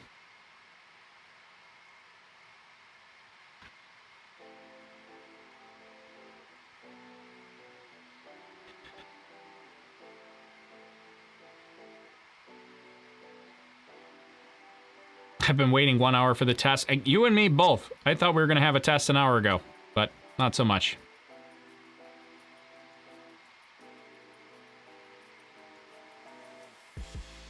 Why is there a hold? The latest we saw was an update from Jim Bridenstine. American astronauts on American rockets from American soil. That's the NASA administrator. Jim said that the teams were evaluating pressurization data before they're ready to proceed. Test is expected within an hour. And that was like half an hour ago. So we could be anywhere from 10 to 30 minutes away. I would actually even expand that. Anywhere from 10 to 40 minutes away.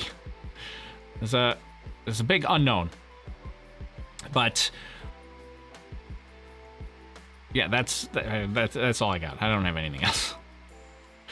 I was actually going to say something else, but now I can't remember. Oh, pressurization data. So the pressurization data, I believe what he's referring to would be the pressurization inside the fuel tanks themselves. Because remember, we were just talking about that insulation and boil off and how it's super cold, densified liquid oxygen. And I mean, it's got to stay at a certain temperature.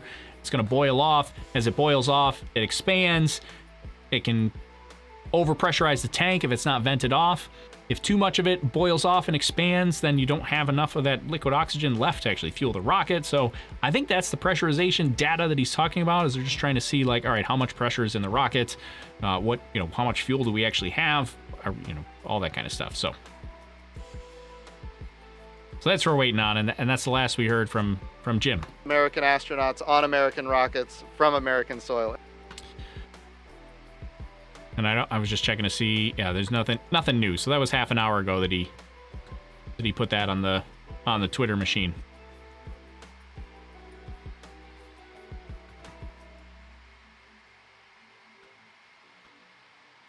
Disable the Jim Bridenstine button.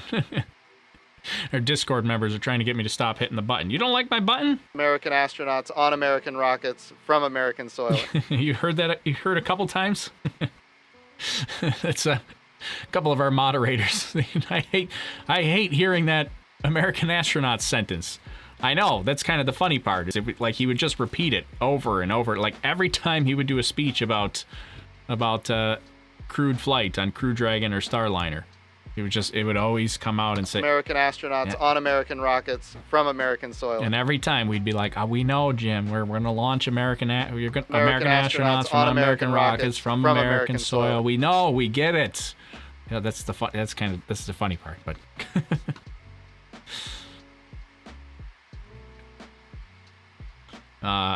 Is there any way you can get confirmation on ignition time? No. I don't think even the engineers that are in the control room right now have confirmation on ignition time yet. Stop at the stream deck. No! I won't. Did you watch the Blue launch a few days ago? I did, Matt. I watched, we did watch it. I was live tweeting it.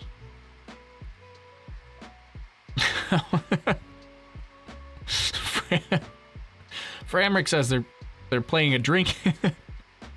They're playing a drinking game with me every time I hit the button. Well, you definitely should not have told me that, because now you're in trouble.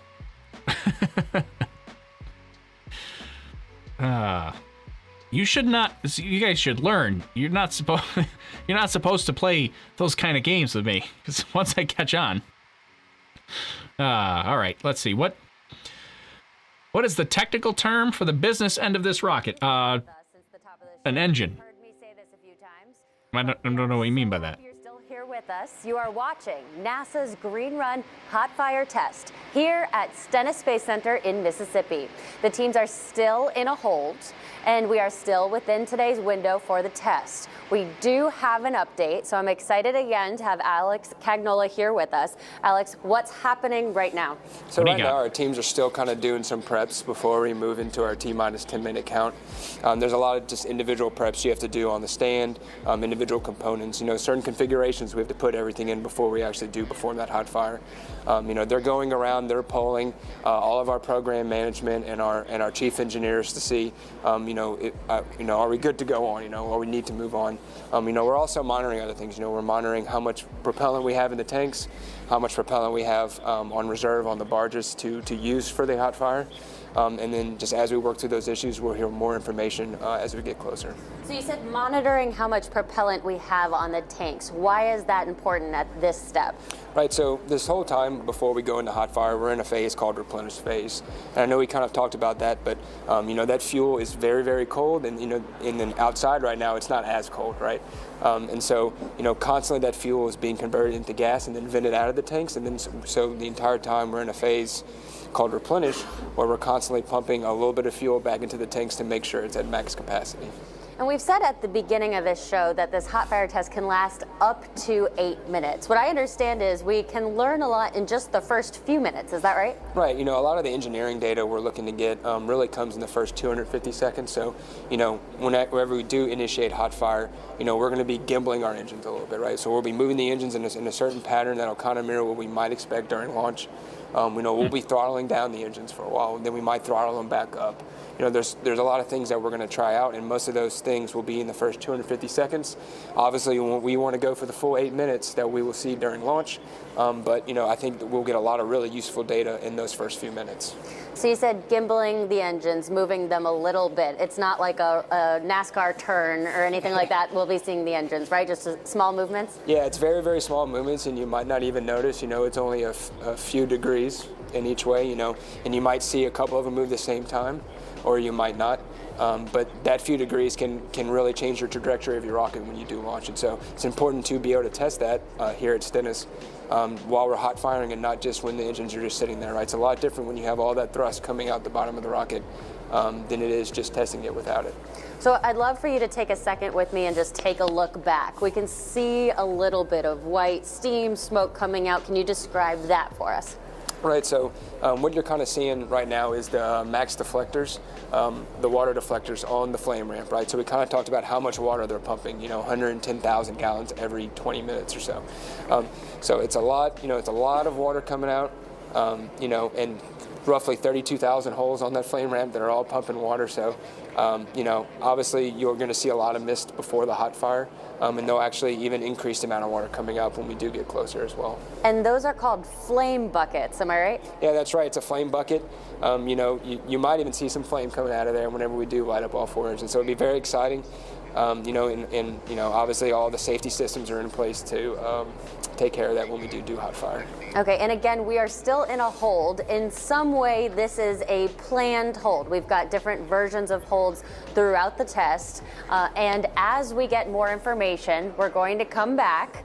We still have Alex here with us. I'm not going to let him leave. You're going to stay mic'd into your chair right here because we want your expertise on what's going on. And as soon as we have more information from the control room, we're going to come right back to you. For now, we are going to take a step back and look at the test stand just like you are at home, and we'll be back in a few minutes.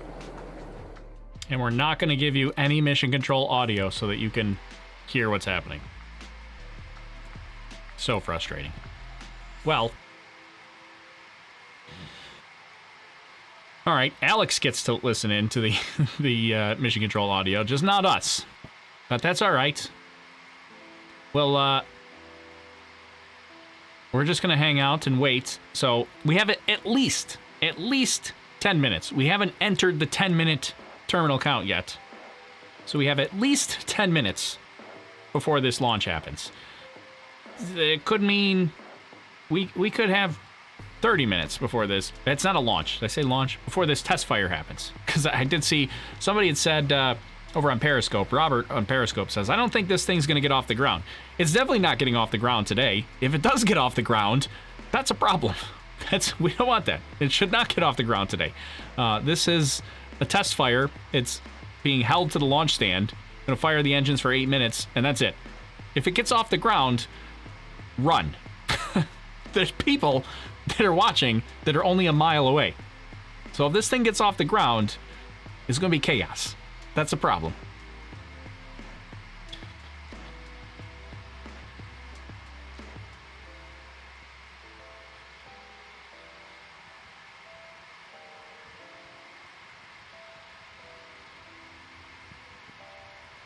Is the booster reusable? Sadly, no.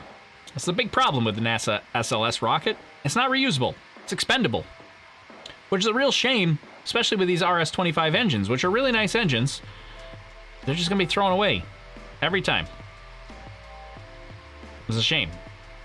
But it'll be... We'll see if... I don't know. I don't have a lot of hope for how long the NASA SLS program will last, but it's promising. But if Starship comes along and just makes us obsolete, I don't know how you keep spending the money on SLS when you've got this other platform. That's just my take. Starship's not there yet. Don't get me wrong. We're not there with Starship. SLS and the Orange Rocket, still good. For now. It could prove itself. Maybe once they get it off the ground, maybe they can start turning these things out and do it involved. Maybe it still could be a good thing. But I have so many reservations about it. I don't know.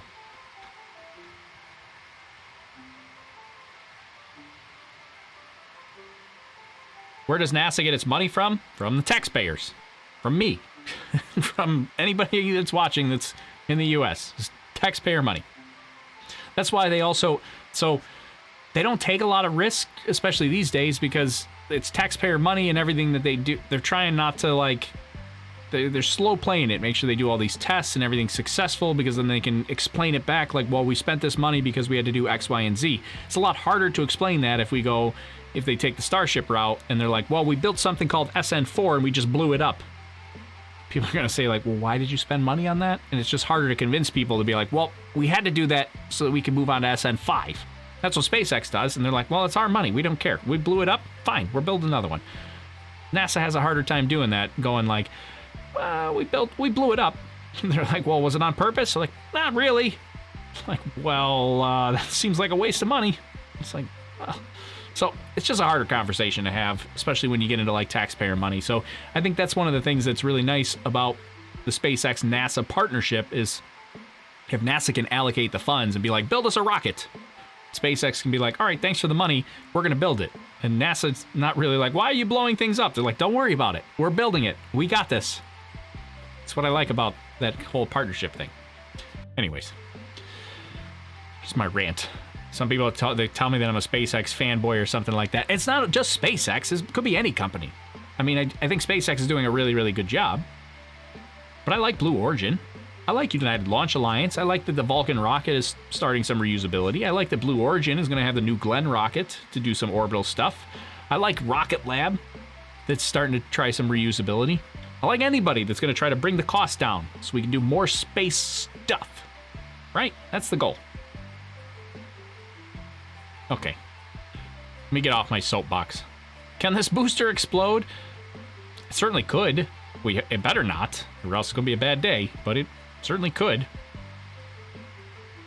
Was there any video of the recent Dragon cargo splashdown? Not that I've seen, Norman. I have not seen any video of that. They did not cover it on NASA TV, so I've not seen any video of the splashdown.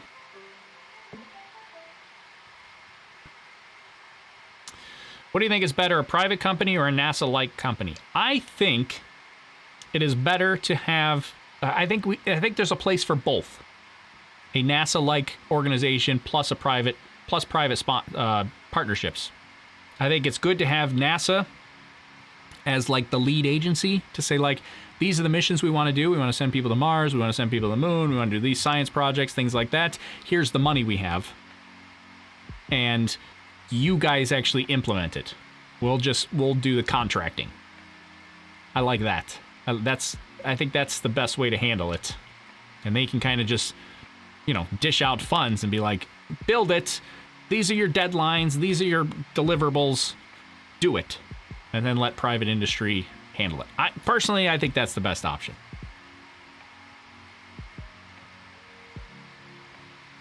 Nomadic says the WB-57 airplane was out there to film the splashdown, but it was a debrief only. I haven't seen... Have you seen video from the WB-57?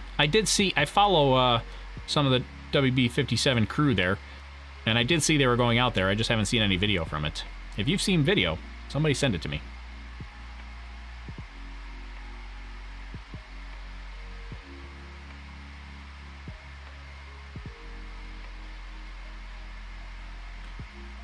Why test all 4 boosters at once? This is 4 engines.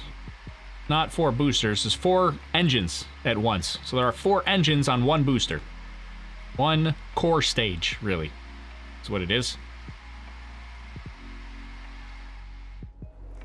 We've got our most exciting update in a few minutes. We are now inside terminal count. And again, I'm not the expert here. We've got Alex Cagnola with us, who's going to explain what that means and how did we get to this point. Right. So the test conductor just came on the audio and alerted us that we're about 9 minutes away, actually. So we'll be getting some pretty regular updates here. We'll be hearing some activation of some different components on the rocket before the hot fire. And obviously, there's a lot of steps that we'll be hearing going into the actual hot fire with things like we talked about CAPU activation. Move to internal power. If there's any kind of audio that might slow down the terminal count, they'll kind of come on the air and tell us that too. But right now we are in that final sequence that lasts, 8.5 to 8 minutes. Here we go. So we're going to sit back and kind of listen for the updates from the test conductor. Yeah. And this wasn't one person's decision. This is a full group that has to make the decision that we are ready to keep going. Right. Every big decision. Hold on 1 second. What I do want to remind everyone now is that you're actually able to hear the control room audio just like we are. So what we're going to try to do is when the test conductor starts talking, I'm going to rudely cut Alex off in the middle of what he's talking about and try to make sure that we can all listen in, give him enough time to understand that call. So we just missed one. Again, this is a live show, but I want to get back to how we got to this decision. And again, it's not just one person. Right. That goes back to, we have a great team working all the engineering issues, and then obviously, they kind of come up with a story about what's going on and they present that in the best way possible to our program management and to, those who are the big decision makers. And so every time we have a big milestone like this, we have to poll the whole board. Everyone brings up their concerns or if they think, going forward, what they think, and then do a go, no go poll. And it sounds like everyone was a go. So we're moving forward to terminal count. Okay, and again, you can hear some of that test conductor audio. I'm sure you couldn't hear that one because you were talking, giving us a great explanation. But now I do want to know, so within these 10 minutes, we're now about 7 minutes, I understand. What are we expecting to hear from the test conductor? Right, you'll hear test conductor say a few things like, initiate purge start, and that purge will be a nitrogen gas purge inside the engine section. That's part of just a normal sequence of purging the whole area around the engines before you initiate hot fire. You'll hear move to internal power. That's a big one. We'll take all the boxes and all the batteries, everything on board. The core stage will be powering itself, almost like you would have during launch. And then you'll move into ALS start, which is our pre-ignition engine start, and that'll be right before, 30 seconds before T0, where we'll power up the engines. Okay, so we're about 6 minutes on my mark. We just heard about 6 minutes. Was that right? That is 6 minutes away, so they're going to start really having a lot more calls on the audio. We're going to hear, we might even hear some things being turned on inside the core stage. So, obviously we'll start talking less as we hear more audio come through. Okay, sure. What will those things sound like? So you'll hear TCC, more and more calls. They'll be talking to more in the control room with individuals. They'll be talking to people. Go ahead, sir. Looks like somebody opened a terminal TCS window. Yeah, nobody else should have the TCS GUI. If you have it open, please close it at this time. So right, they're just working through some small things between all the monitors. They're opening and closing certain things that need to be closed inside the Rocky. From the stand. They're going to completely secure the stand with everything that needs to be done before the hot fire. And really, it's just the final preps before we do initiate engine start. Okay, again, you are all hearing what we're hearing. We're pausing whenever the test conductor is speaking or other people in the control center are speaking because we're trying to learn what's happening to the rocket. On my mark. It sounds like about 5 minutes away on their mark. Again, remind us who's the one in our ear. What's that role? So that's our green run test conductor, and he's kind of been the one in control of all the green run test cases, not just this one leading up to this point. So he has a great working relationship with all those that are on the test team. And so obviously right now we're in T-minus 5 minutes. So there'll be a lot of activation going up until we do hot fire. So, like we said, cap boost spin up, move to internal power, purge sequence, and then we'll move into engine activation. It's all going to come pretty quick. I'm going to pause you for a second. TCC violation. We're holding at T-minus 4 minutes 46. I copy that. They're going to hold at 4 minutes, they said. PEA. It's the Delta P sensors. Okay. Pre-plan. Copy that. We'll wait till we get to the hold at T-minus 440. We're in the hold time. We're in the go. And if you want to go ahead and use that pre-plan. DLH, let's go to manual mode and try to dial in the lead Delta P, please. If this is the right time, can you break down what we just heard? So they're moving into some final sequencing. Obviously, you can see on the flame bucket, they've now initiated max water flow into that flame bucket, so you'll be seeing a lot more mist coming from that flame bucket. We do have 2 minutes 35 seconds for the hold, so it looks like you need to come down. So we are 2 minutes 35 seconds on the before the 1 minute and 40 hold, from what I understand. So obviously that 1 minute 40 hold will be the last little bit. The hold timer. Before we do start up the engine, so it's very exciting. I'm so confused. I can hear everyone around us getting excited. This is great. And what we're going to make sure we do is we have to make sure we're all being safe here. Reset that whenever you get ready. We are at 1 minute and 30 seconds in the hold timer. Okay, if you're in the band, go ahead and reset MPS 17, please. So we're going to go ahead and take a step back. We're going to put our ear protection on. So we'll be moving into internal power. And again, putting our ear protection on, listening in from here on out and observing this major milestone on America's return to the moon with Artemis. Enable the sequencer. Sequencer activated. Glad they stopped talking for a minute. So I can count on my mark. 3, 2, 1, mark. Now we're counting down. So I think we're a couple. The sequencer is counting. I think they held for like 2.5 minutes, maybe.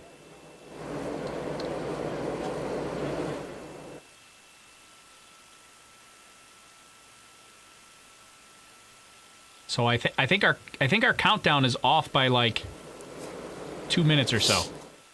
Minute and a half, maybe.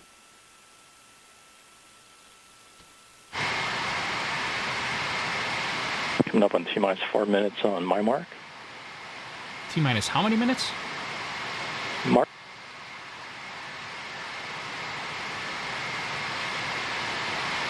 That would be something like this.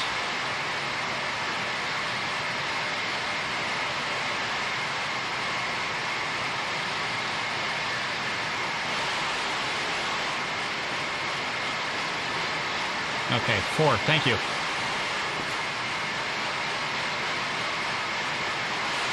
All right, I think we got it. Now we're coming in, so it sounds like we're good to go.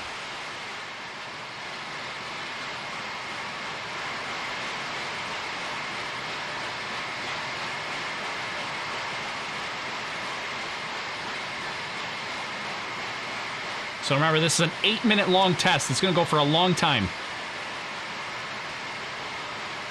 It's just going to keep going and going. They're at max water. T-minus 3 minutes on my mark. Let's see if we got the timer correct. Mark. Oh, right on the money. Right on the money. We're good. We're good to go.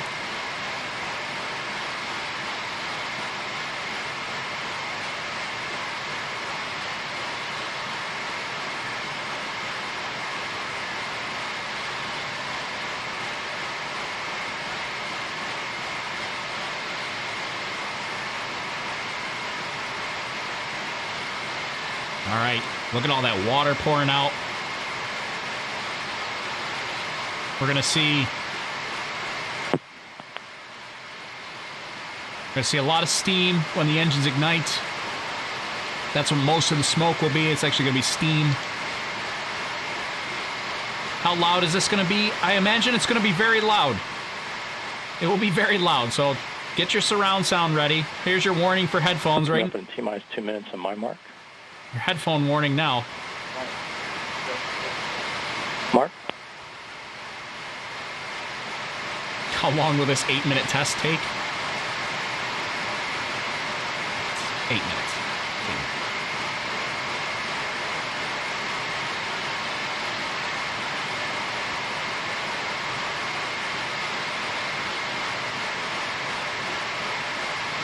Come on T-minus 130. Here we go. Here we go. Come on. Keep going. Mark.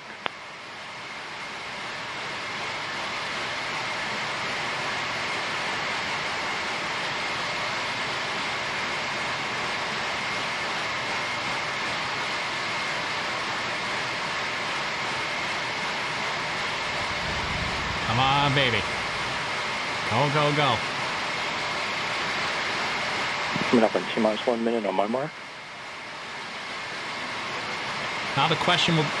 Mark. There we go. We're on it. Under a minute here. Will it make it the full 8-minute duration? We don't know. I hope so. Here we go. We're getting rid of all the extra... For all personnel, report that you're ready to go. PEA. Go. AEA. HEA. Go. REA. Go. NTC. We're go. NTC. You go. Are you there? All right, we're in ALS. Give me a go, no, go in chat. We're coming down to it. Terminal count. Go, no, go.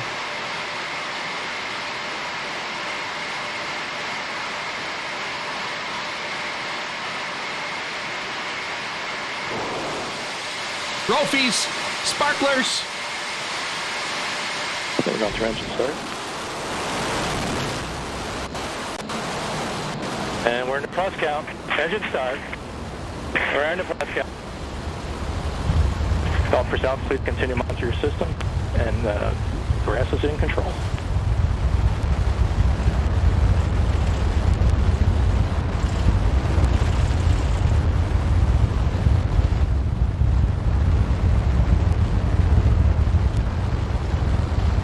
All right, plus 25 seconds.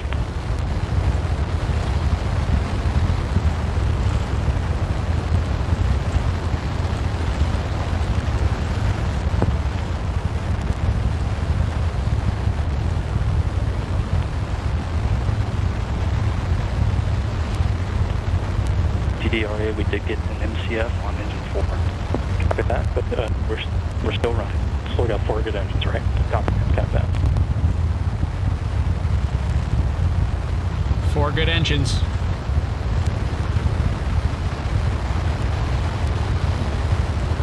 All right. It passes through 60. T plus 60 seconds. Oh. Get into our first gimbal profile. Oh, DTG. that's shutdown. Go ahead, sir. TCC violation, correct? It's an early shutdown. And we got a shutdown. Okay, all personnel. Shutdown looks like let's all go to page 656. Page 656, please.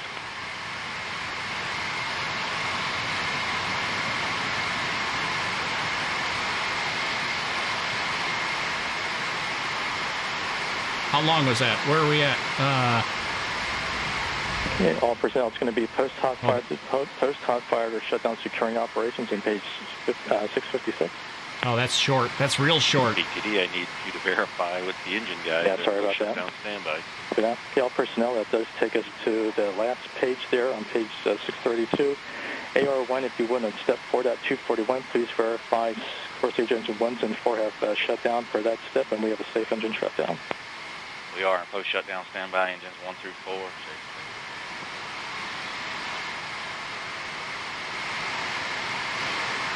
That was very short. That was too short. It shouldn't have been that short.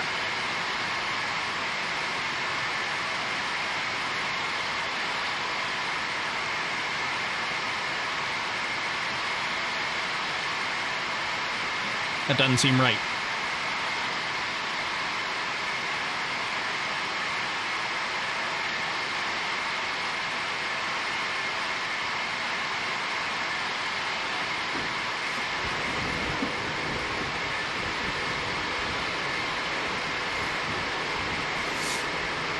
We just saw the core stage of SLS fire up. Of course, we also heard some test conductor come in, so we want to go straight to Alex. Alex, can you please describe to us, first of all, what we saw and then what we heard? Yeah, absolutely. Obviously, we had a very successful initiation of the engines. The beginning of our thrust profile there when we were firing for the first minute or so, we obviously are getting some really good data coming through. But like we said earlier, this is a test. We have test commit criteria and we have certain boundaries that we have to keep all the operations under. So, we really are trying to make sure that, everything's operating properly and safely. So, the test team was kind of seeing some data that they might not like. And so obviously, our engines were shut down ahead of the 8-minute scheduled time frame. But we do have a lot of good data to go look at. And hopefully, we can move on from here and maybe get, see what's going to go on further. So I was looking at your face when that started lighting up, and that was incredible. We saw the cloud forming. We both saw rainbows just forming right overside. Just how did it feel in those first few seconds? Yeah, it's amazing. It never really gets old, that feeling that you get, in your chest, or, seeing, just how powerful those rockets are when they're testing. So obviously, it was an awesome thing to see, and, I can't wait to get the core stage to Kennedy and get ready for launch. And you told us, over 8 minutes we might have had tons and tons, terabytes worth of data, but we already have data just from right now. What are they going to do with that right away? Right, and so just like all of our other green run tests, we have teams that are going to go and break down that data and kind of see what we're seeing in our profiles, right? And so, that all goes into the profile that we'll use for launch eventually at Kennedy. So, obviously there's a lot of things to look at the data. We kind of talked about, over the span of our green run testing, we have roughly 800 terabytes of data, and that's a lot of data. We're talking about it's hard to grasp how much data that is. So, we'll obviously take the time to dig through everything, and then obviously have a path forward from there. And I know it happened really fast, but can you tell us what the people were talking about that we could hear from the test conductor in that audio? Right, so after we did engine initiation, they're kind of going through and monitoring everything, right? So obviously once we are actually firing the engines, we have to look at, all of our engine readings when it comes to temperatures, how they're reacting, how they're moving, and all that stuff. We were just getting into our gimbal profiling test, which is moving the engines around right before we terminated the hot fire. So we're obviously going to have a lot of good data to look at. Great. Thank you, Alex. I'm so glad you're here. And so as the engineers gather data from today, we look ahead to the next steps. This core stage will be lifted out of the B2 test stand and refurbished to patch up that orange foam insulation. Then the team will load it onto our Pegasus barge, about as long as a football field, to make a 6-day journey from the Gulf of Mexico to our Kennedy Space Center on Florida's Atlantic coast. There, it will be stacked in the iconic vehicle assembly building with other elements of the SLS rocket, including the twin solid rocket boosters, which our teams have already begun stacking on the mobile launcher. The core stage will join the boosters and then be stacked with the upper stage. and then the Orion spacecraft with the launch abort system on top. All of this work putting us on track to roll out to Launch Pad 39B for a liftoff later this year on Artemis 1. We are going to pause again and just talk about what we just experienced. The stage was rattling that we're on here. We saw everybody with their phones out who's able to be here today. Talk us through from right when the engine started, what did we just see? Right, so you kind of, those last minute and a half, right, you're kind of hearing the test conductor talk about, move to internal power. All go for ALS startup, which is engine startup, right? And then at T-0, you heard the final count where they're kind of polling all the people who are really watching the critical components of the rocket, those critical readings we need right before we initiate engine start. So after, everyone kind of gave their go, we initiated engine start, obviously. And that ALS, you kind of saw the pre-burners going on that rocket. You kind of see some of the sparks flowing, right? And that's all part of the test. And then right before they start flowing that fuel and that mixture, and then it ignites, and you see it at T-0. So that's kind of what we were seeing running up to the test. And then after that, you obviously saw the plume and then the rest of the test as well. And we saw a few different angles. We were up really close to the engines. How are we able to see that? Well, obviously we have, the camera. All right, so I'm going to turn them down just a little bit.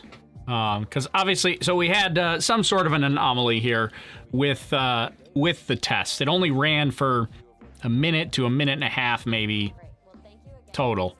Not the full 8-minute duration. We've got several firsts on the horizon. Kind of listening in still. The first of our commercial lunar payload services. Yeah, they're just now we're just sales pitching here. So obviously we had some sort of major anomaly and didn't make it all the way to our 8-minute cutoff. Now, they did say that after like 250 seconds, which what's that, like a little over 4 minutes or something like that, I think is what they said, that they could end the test there and still be okay, but this didn't even make it that far. This was like 1 minute and 30 seconds. And somebody had mentioned in chat that it was right around the time of the first TVC, which would be thrust vector control, first TVC test. So they were planning to run the engines and then do some thrust vectoring, some maneuvering of the engines. They obviously weren't going to get very much in there because it was there you go, a couple people saying 67 seconds. Yeah, so 1 minute and 7 seconds. That was not a long test, not very long. That's a shame. So I think clearly that means that they're going to need another one of these tests. I don't believe we're going to see any sort of recycle today for that. But yeah, now they're kind of just sales pitching, and I wish see, this is where I wish they would just let us listen into Mission Control audio. Like, what? Just let us listen and turn that up a little bit so we can hear what's happening. But here we go. We got at least they got the stand back up on the screen here. So that wraps it up for us here today. They just said it, that wraps it up for them. So yeah, they're definitely ending today. I wasn't expecting any sort of recycle, especially seeing an abort like mid hot fire. So I saw a couple people said the SSME, that'd be the Space Shuttle main engines, controller shut it down for a major component failure that's from Wayne Hale on Twitter. So Wayne is let me try to pull it up here. He's a program manager for the Space Shuttle, but let's see. I want to see what Wayne has to say here. Looked like a good run. Wonder which engine had the problem. Wonder what it was. MCF means time to end an engine firing. MCF. Oh, here you go. So they're replaying it here now, which is okay. I'm going to replay it too so you can see it. So you're going to have this on screen while I talk about it, but you just listen in and see what's happening here. Even throw the replay up there so people aren't confused, but Wayne Hale, sadly, with all the fluff on NASA TV, no one has noted that this is the 18th anniversary of the launch of Columbia and the ill-fated STS-107. Let's see what else he said. I don't see anything from Wayne Hale about this test here today, at least not on the Twitter machine. Maybe it's in a reply. Just to be clear, all that software in the Space Shuttle main engine controller is designed to detect a problem and shut down the engine before really bad things happen. Could be an instrumentation failure too. SRBs, of course, caused the loss of Challenger, but did not play a role in the loss of Columbia. That's not relevant for this particular test. I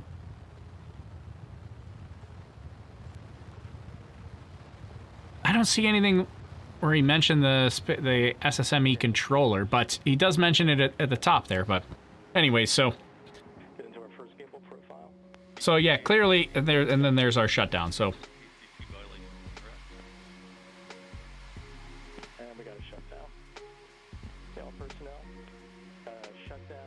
So yeah, that was not good. That's not what we wanted today, but it's better than going, you know, we don't want that.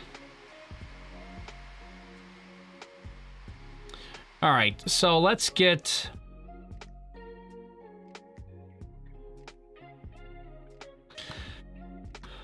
go back. Let's do a replay here so we can see. It's gonna be hard to figure out. We'll get rid of this. We'll keep the replay text up there. See if we can figure out when the test started. Let's see, fast forward. We're pretty close. Let's replay it. And I'm going to try to listen in a second time and see if I can hear. Oh, here we go. There's the Rofi sparklers. So, again, I did a video about this too, but remember, these sparklers are not to ignite the engines. They're there to burn off hydrogen. So the hydrogen spills out the engines. As it spills out during the ignition process, some of it can collect underneath the engine. You don't want that. So the Rofi sparklers there, radial outward firing igniters, they ignite any extra hydrogen. They don't start the actual engines. The engines have their own spark igniter system that's up inside the preburner. So these sparklers are not to ignite the engines. They're just to make sure that the thing doesn't go, it doesn't have a big, huge, you don't want that. Okay, let's listen. Engine start. And we're in the cross count. Engine start. We're in the cross count.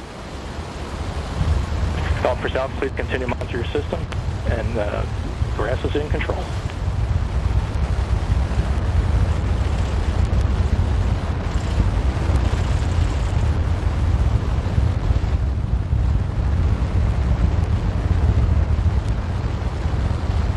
All right, plus 25 seconds.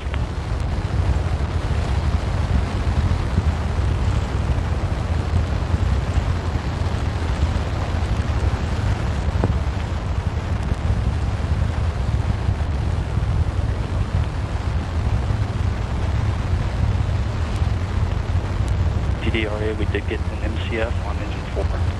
Copy that, but we're still running. Still got 4 good engines, right? Copy that.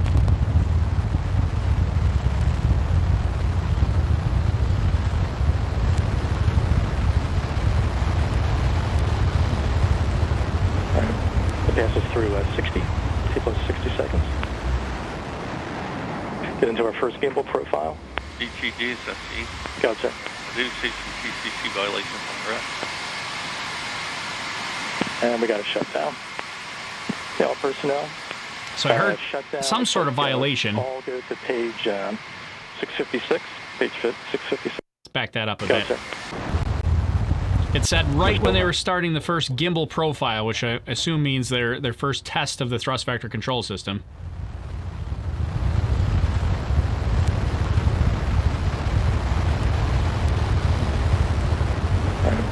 Passes through 60, T plus 60 seconds.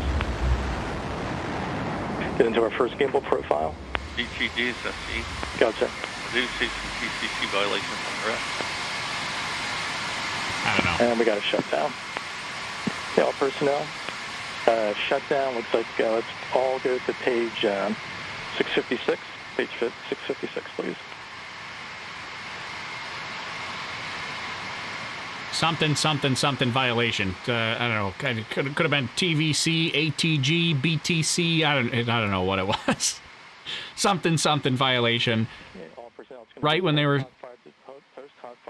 getting into the first gimbaling profile. TCC, I don't know. TVC, TCC, ATM, I don't know. I have no idea. I don't know what they said.